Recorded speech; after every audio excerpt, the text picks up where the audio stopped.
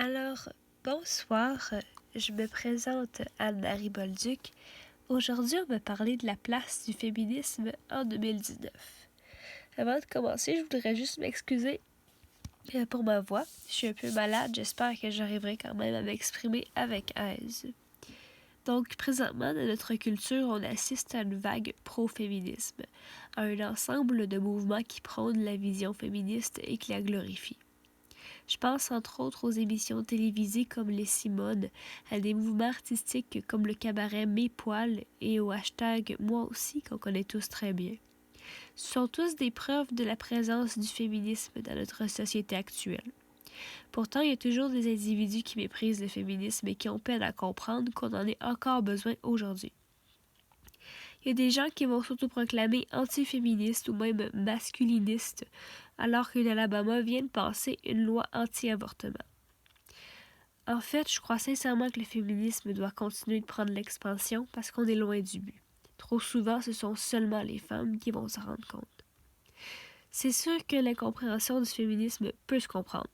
On est en 2019, la femme vote, elle porte le jeans, elle va à l'école souvent plus longtemps que l'homme, et la plupart des femmes qu'on connaît occupent un emploi. Il y a même statistiquement plus de femmes que d'hommes au niveau collégial et universitaire. Mais le problème n'est pas là. Le problème, c'est souvent dans des choses auxquelles on ne pense pas quand on regarde une femme, comme les agressions sexuelles et l'hypersexualisation. En ce qui concerne les agressions sexuelles, il y en a beaucoup trop souvent et 78% des victimes sont des femmes. Dans ces agressions-là, il y en a 3 sur 1000 qui sont déclarées et où l'agresseur ne rend même pas en cours judiciaire parce que dans notre système actuel, ce n'est pas assez important ou bien c'est tout simplement la faute de la femme.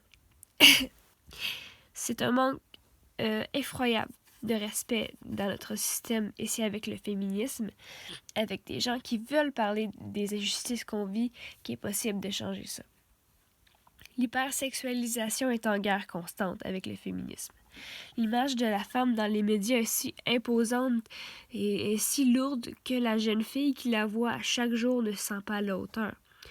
On apprend présentement aux adolescentes que le summum du bonheur, c'est d'être une influenceur Instagram avec la peau bronzée, c'est d'être une youtubeuse végétalienne.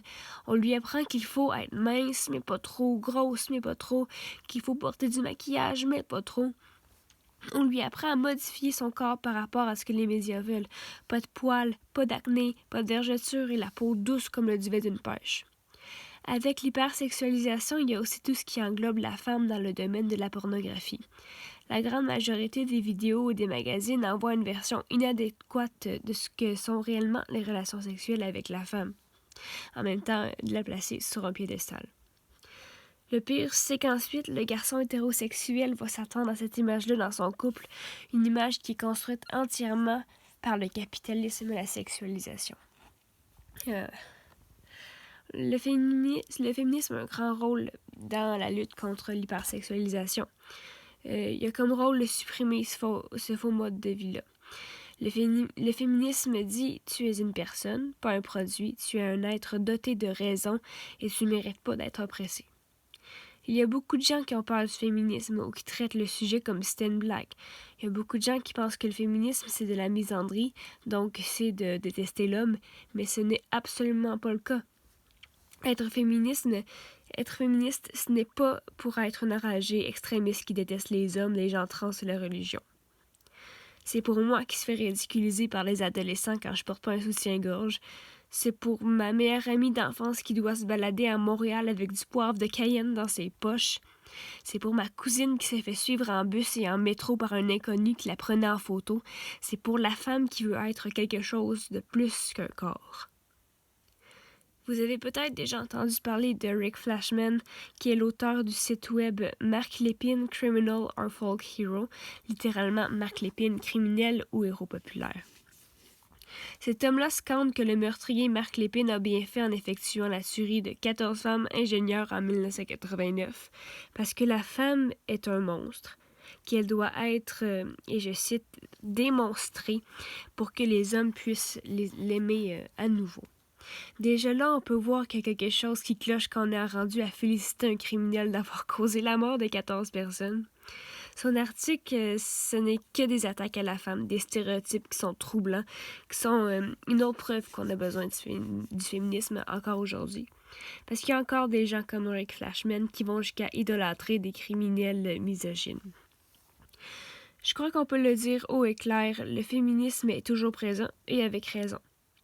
La femme et les alliés qui supportent le mouvement n'ont pas tort de le faire.